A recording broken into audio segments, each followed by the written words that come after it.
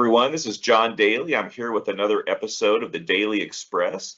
Today, I have a very talented fiction writer on with me. He's written five novels of different genres and has at least one other book in the works. I'm guessing probably more than that even. He has he's showing you folks. For those who can't see, he's working. He's got six there. So he's won a ton of awards. He wears very cool hats. And he's an all-around nice guy. I'm talking about Daniel V. Meier Jr. How's it going today, Dan? Great, John. Good to see you. Good to see you as well. Well, thank you for joining me. It's great to have you on. I want to let people know right off the bat that I was not exaggerating about all the awards you've won. The number is somewhere in the ballpark of 60, as far as I can tell. This includes some very big national awards with cash prizes. You've accepted literary trophies everywhere from Hollywood to New York. You and your books have been featured on the Jumbotron in Times Square. Dan, I want to start off with two questions. First one, how did you get so awesome? And two, do you ever feel bad for other authors who didn't win these awards because of how awesome you are? Gosh, John, I don't know how to answer that question without strutting around.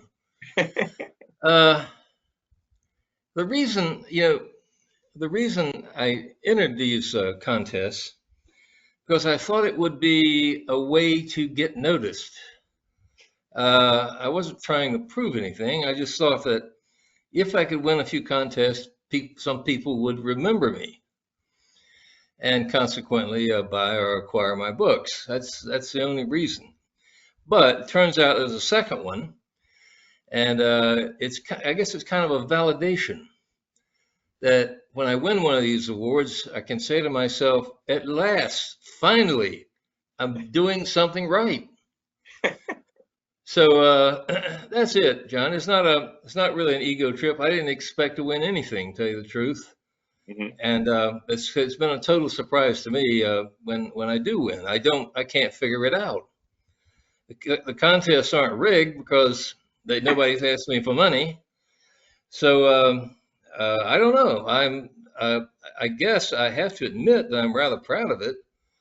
You should be. You should That's be. it. And as far as how I feel about other authors not winning, no, I don't feel. Oh, no, wait, I take that back. Yeah, I do feel sorry for them. I really do. Well, I think it's so much about your talent, and it's.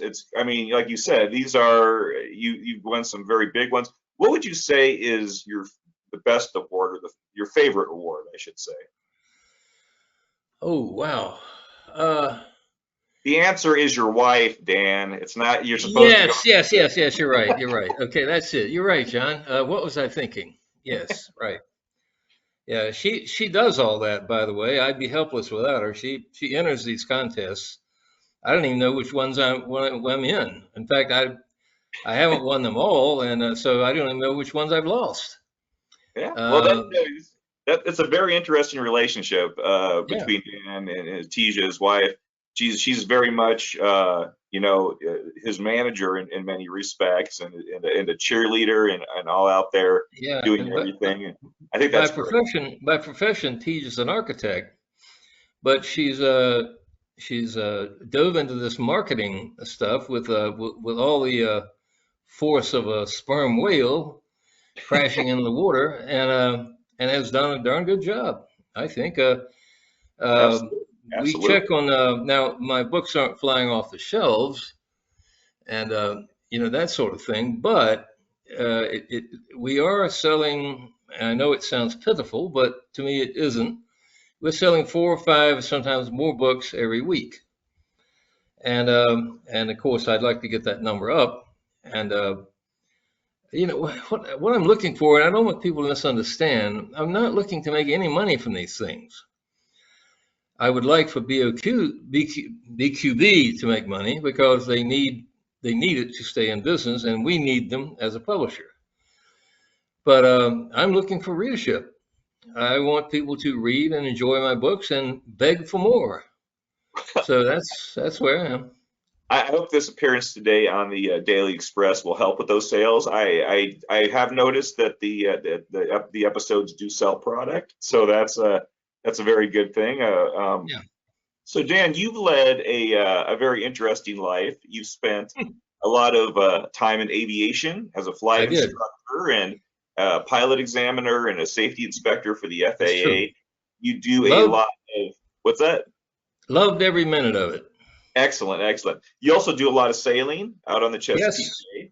I assume you've also traveled on land on occasion. Um, how Yeah, important have I have those? done that. Good. I'm glad to hear that. I'm glad to hear that. How important have those adventures been to your writing? Very important, I think. They've allowed me to see many aspects of life, dangerous situations, uh, uh, where people have to make split-second decisions, uh, people facing sudden and violent death, like I have 5 times, and and also, just different, just different aspects of what we in literature like to call the human condition. And it also it it reaffirms something in myself. Uh, Whenever I get in an airplane, I have to admit that most of the time I have a lump in my throat, and the reason for that lump is that one question is this thing going to work? But then when I start to take off and lift off in the air, I don't think about it anymore. So yeah, it's been of enormous help. It has. Also, it's given me. I think, John, that everybody needs at least two activities that they love in life. Because if you have trouble making it in one, the way I did with writing, there's always another. And aviation was that. And not only did it allow me uh, an unusual and thrilling life, but uh, but also it was a living and a good one. And I got to meet an awful lot of interesting people. And so no, it if I had to do it all over again, I think I would. Because when I first started out writing, when I got out of college, of course, I did my 2 years Naval Active Duty Reserve, and that experience taught me, okay, Meier, you need to write this stuff down. So I got out of active duty, bought a used typewriter for $40, a Royal thingamajig that was maybe the size of a couple of fists. Taught myself how to type, and then started writing. In those days, John, I don't know if you remember them or not, since you're much younger than I am, but in those days, you could send manuscripts directly to the publisher. I'm talking New York big shot guys, who like to show you how important they are. You could send it directly to them, and and I did, and of course was rejected. However, on several returned it and said, "Hey, Meier, this is a good book. This is a good book, good story, but nobody knows who you are. We just don't want to take a financial risk on this now." So I tended to bury them, and after that, I did have an agent for a while, but he wanted me to write nothing but pot boilers, i.e., branding, and I did. I got one published under a pseudonym, but I wanted to do something else. But it turns out that my wife, after a number of years of failing, and that's an old story with writers, I'm sure. My wife said, maybe you better get a job, and so I had a pilot's certificate, and I knew how to fly, so I finished getting my other ratings and got a job flying. So, but then, interestingly enough, I kind of put writing to the side. And when I retired, I had this friend, Les Vipon, who had been a bush pilot in Africa, West Africa. And we'd have lunch together, and he would tell me all these stories like, "Hey, reminds me when I was stranded at the Rio Pungo, surrounded by natives. They stole all my whiskey and cigarettes. Had to survive off food and water. It was terrible." Those kind of stories. So anyway, I said to him, Les, you need to write this stuff down, because once you go to that airport in the sky, it's all going to be lost. And these are unique experiences. And he said, okay, I'll do it. Well, I knew Les. He didn't do it. So I got his permission to do it myself. And after about 30 hours of very expensive lunches and tape conversation, I wrote Dung Beetles of Liberia. And it's it's done well. It's gotten some criticism for the title, and I admitted it. Whenever I go someplace and talk about it, I always apologize for the title. I wanted to think of something lofty and literary, like, Tender is the Night or some kind of stuff like that. But the more I got into this story, the more I realized that, hey, these people are acting like dung beetles. They're there in this rich country where anything goes. They're rolling up their wad of money, and then they're getting out. And so that's why, unfortunately, I stuck with that title. Like I say, I wish it could have been. I'm going to ask you about that title. Lofty and literary. What? I was going to say, I'm going to ask you about that title here in a little bit, because there is some good stories behind it. Yeah. But Dan, you've written in thriller fiction, historical fiction, mysteries, satirical fiction. Which of those subgenres would you say is your favorite? And have you thought about trying your hand at romantic fiction? I have thought about trying my hand at romantic fiction, but I just can't do it, John. I'm going to leave that to others like Danielle Steele or Kristen. What is her name? Kristen Hanna, a good writer. But no, I don't think I can make it with romantic fiction. However, the suspense, action, political stuff is I feel comfortable with, and even satire I do. That's the thing, and I know if you're published by a traditional publisher like Harcourt, Brace, and whatever they are, they want you to stick with a single genre. They want to brand you, and I know that in sales, branding is important, and that's the reason people like Stephen King write horror stories. I'm sure he wants to write other things in other genres, and he may, but he probably does it in a pseudonym, and I don't know, but I kind of think that a writer should be a bit like an actor, able and willing to play many parts. And my interest spans everything I've written about. I have a degree in history. I had a minor in chemistry, and of course, an airline transport pilot category rating. So my writing follows those interests. And I can't help it. It's sort of like a disease, Oh no, I think that's a great way of looking at it. As an actor, people have these different parts of their lives that they would like to explore, and you're talking about doing it in writing, and I think that's fantastic. Right.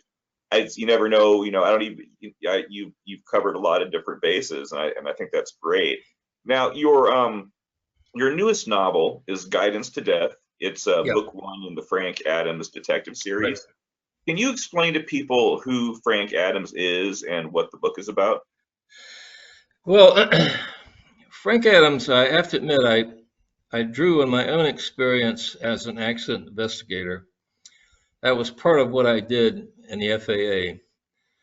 And I thought at some point, some years ago, actually I wrote that novel quite some years ago. And I thought it would be kind of an interesting twist on the standard detective, conventions and novels.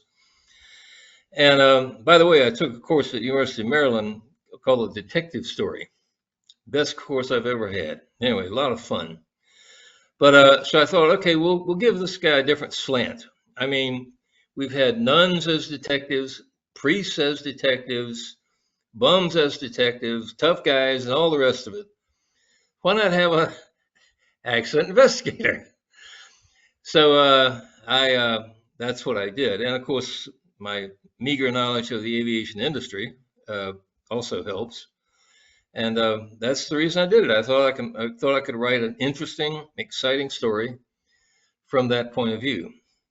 And it's not once again, it's not flying off the shelves in sales, but I think it's a good You're story. supposed to act like it is flying off the shelves, so Oh, people. really? Okay, Oh, yeah, it's flying I, off the shelves. What the heck? Yeah, yeah, so you wrote and you mentioned this earlier, the Dung Beetles of Liberia. It's yeah. actually a two-book series at this point. Very good, historical fiction based on a true account in Right, Liberia in the right. 1960s. You told me a funny story about the series. You did some heavy promotion of those books during Black History Month, and you used the tagline "History every African American should know." Now, I understand where you are coming from, as in the historical, regional, and ethnic significance of that story. But a lot of Yeah, people, on social media, kind of lost their mind over the ad. um, some people called you racist, I guess, because you're white and we're associating your books with Black History Month. Others didn't like the mere concept of Black history, as opposed, I guess, to general history. yeah. Dan, would you have ever guessed that you would have become a social lightning rod for controversy? Would I have ever guessed that it would have? Not in a Yes. zillion years.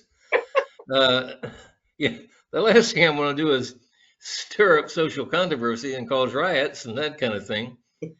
However, if it'll sell books, maybe I will. I don't know. That's right. But yeah, I was surprised by that. I honestly was. Because I think it is an important part of African American history, and I think that it should be emphasized more in schools. Although some people have called it a historical footnote.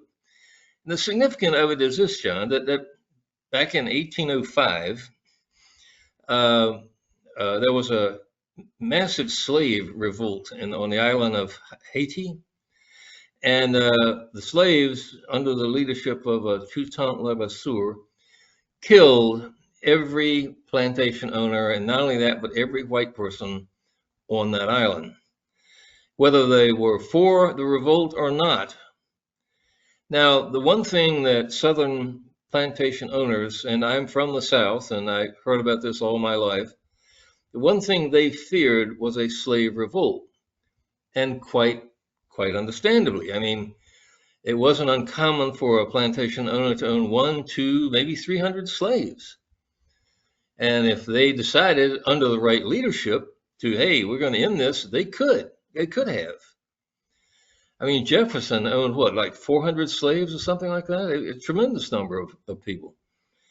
So the South was very much lived very much in terror of that. And somebody, I'm trying to remember who, anyway, one of the abolitionists got the idea. Okay, now the abolitionists had a good intention. They felt like it would be humane to allow African Americans to return to Africa, but you had to be a freedman. You had to be free. You couldn't be a slave. And this is in 1822. Okay, long before our time, John. And and the South agreed with that wholeheartedly, not because they had any compassion for these freedmen, because they wanted to get rid of them as potential troublemakers. So the American Colonization Society, along with abolitionists and Southern leaders, got together and made a deal with the British, who owned everything at that time, that they would colonize this little section of Africa, which is now Liberia, with former slaves, and they did. And so the first ship was the Elizabeth that carried like, I don't know, 100 and some. And then for years after that, they transported any freed black who wanted to go to Liberia, transportation with his or her family and whatever. It sounded humane, but it wasn't. Um, the assumption was that, okay, these people will get there and will automatically be culturalized. I guess that's maybe a word, that they'll fit in, they'll be successful. Well, they weren't. The 16 indigenous tribes in what is now Liberia naturally resented this invasion, and they resisted it violently. And so the African Americans at the time found themselves under siege, and they barely survived. And what is now Monrovia, that was their last stronghold. But the advantage was that, well, they had two advantages. One is that they had supplies from North America. They would get what they needed: arms, tools, that sort of thing. And most of these people were skilled at some trade or another. I mean, after all, they were used to build buildings, so they were used to make saddles, and they were, these people all had a skill, whereas the indigenous people did not have these industrial modern skills. So consequently, the Afro-Americans organized themselves under, I think his name was Roberts, anyway, and they had weapons, and then they fought the indigenous tribes and won. The problem is, or was, maybe it still is, that they used the same suppressive or repressive techniques that the slave owners had used on them. They forced the people into servitude. They pretty much stole the land, and that sort of thing. They eventually became very, very successful, especially under President Tubman in the 1940s through the 1960s and 70s. Tubman died, I think, in 71, and a very able politician, really. And the interesting thing about these American Liberians is that they had lost their African culture. That was one of the problems. Slavery had existed in America for like 200 years before this happened, and so they had lost all memory of what it was like to be an African, and they had to start from scratch, so to speak. And they were a little paler than the regular African individual, and that was from the trying to think of the right adjective. That was from the abuse of people in bondage, kind of like Jefferson and Sally Hemings. So they were a little lighter, a little bit different, and they just would never have fit in then, in those days. But they did become, as I said, very successful and influential. And for a nation that's about the size of Virginia, they're very rich in minerals. The mining companies took advantage of it, the European mining companies especially. They're rich in iron. They have excellent gold mines, tin, just about everything you want or need is there. So why am I going on like this, John? Anyway, I forgot. We talked about the controversy. You started it. You started it. You got me going. No, that's all right. I think by talking about this, you're actually explaining why it actually made sense for you to bring up. Yes, and for Afro-Americans, well, I was corrected on that by one reader. He said, we want to be called Americans of African descent. Okay, fine. But I think it's important for them to know that part of their history. It failed, actually. This transportation back to Africa failed. Now, during the Revolution under Sergeant Doe, who later became General Doe, it was pretty much like the French Revolution. I mean, the parallels are amazing. The African Americans were, what do they call library Americans anyway? Uh, they were so similar to the French aristocracy in the 18th century, it just boggles the mind. And the same attitudes.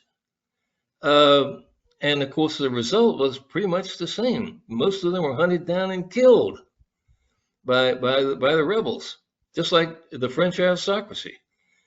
I mean, everybody in King Louis XVI family was guillotined, even his sisters, just because they happened to be, aristocrats. So very similar thing, and it's another one of those lessons from history, John, that I think people ought to constantly keep in mind. When a small group of people get tremendous power and authority and wealth over a very large group of people, they better watch out. It goes all through history, from the Peasant Revolt of 1381 to the Russian Revolution. The same footprints, the same thing. We don't seem to learn. Anyway, it was a tragedy. By the way, there's a large Americo-Liberian community here in D.C. And a lot of them, their parents and whatever fled, ironically came back to the U.S. What's her name? She just published a book called The House at Sugar Beach. Helena Cooper. Very good memoir. Excellent. She nails it, everything that I've just told you, right on the head. Well, that's if you get a chance, read it. Sounds good. That was a good little history lesson there. That's the Dung Beetles of Liberia, again, for people that are listening. So I've written myself a lot of mystery and thriller fiction with my Sean Coleman series, but I've been thinking for some time about trying my hand at satire. I've written satirical pieces, never in the form of a book. I read your satirical novel, Dan, No Birds Sing Here. And one thing that I was taken back by pretty early in the book was how much time you spent on the topic of creative urination. Yes. Why do you think I did that, John? Well, I can speculate, but I was going to say, as a fan of satire, which I assume you had to be in order to write a book that crazy, did you feel that urination had been unrepresented in the genre, and thus you wanted to take it upon yourself to change that? Absolutely. No, I wanted to show, and I meant it for laughs, of course. Of course, yes. My cat, whenever he wants to show possession of something, he urinates on it. So did my dog. If he likes something, he urinated on it. And this is common practice among animals to mark their territory and their possessions. So that's why I have Herschel pee on Beckman. He likes him, and he's going to pee on him. And he pees around the kitchen because that's his territory. Nobody has figured that out. I mean, it's quite simple. Everybody's been offended by it. Even my wife. First time she read the manuscript, she threw it across the room. This is awful. So, but I wasn't offended by it at all. I thought it was hilarious. It was supposed to be. No, it was good. I just thought it was funny because you get in there and you get into some pretty good detail, and then you keep returning to it. That's right. It's a recurring theme. This is mine, and I'm going to piss on it. That's right. That's right. Exactly. No, that's. Well, I mean, John, let's face it. Do you live in a semi-rural place, suburb? About an hour north of Denver. Not really a suburb. Okay. Well, do you ever go out on your back porch and claim your territory that way? I mean, haven't you done that, John? Yes, and I've never did that, and my family doesn't know it, and now everybody knows it, Dan. I got to be honest with you. But no, it's what's that comedian Sebastian Maniscalco. He that's part of his gig about pissing off the porch sort of stuff. And, no, it's Well, there's something to that. It's happened. I'm admitting it here on the Daily Express. I think probably there's a lot of listeners that are probably shaking their heads, maybe not as, they're like, oh wow, this is actually a thing that people are doing, and you capture that in your literary work, Dan. well, And, I remember hearing Charlton Heston, the late and great actor, say that yes, he urinates on his property, and he doesn't know a man who doesn't. it's one He of those thinks you should do that. unspoken things, I guess, about being a man, is pissing on things. So Yes, you're exactly. right. Figuratively as well as literally. Yeah. Yes. So on a similar note, we Yeah. talked a little earlier about the dung beetles of Liberia. Something I brought to your attention a few months ago, which you didn't realize at the time, is that because you have the word dung in your Twitter X profile, every time you post a photo there of anything, it's automatically flagged and blurred out as being potentially sensitive content. Apparently, out of concern, Dan, that you may be posting pictures of actual dung. So, Dan, have you thought about taking this situation and turning it into perhaps your next novel? John, I haven't given it any thought, but I will. Yeah, and I'm sorry for that. I don't know how to correct it, but I'm stuck with it. That's all. That's right. No, you don't have to apologize. I think Yeah. it's a great title. I think it captures the attention. Obviously, captures the imagination of social See, media censors and whatnot. what I can't understand, John, is in an era where the F word is used in movies constantly, and Right? all kinds of vulgar speech is used in movies. And why is everybody so upset about the use of the word dung? Yeah, It's I don't get it. I mean, it's how it's referred to.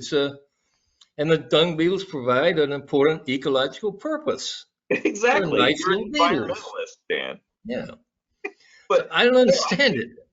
I think if anything, the word dung is probably underrepresented in society. I think Yes. more of it. I think it needs to be out there more. I think it sounds better than poop or all the other ones. Go ahead and say it, John, if you can.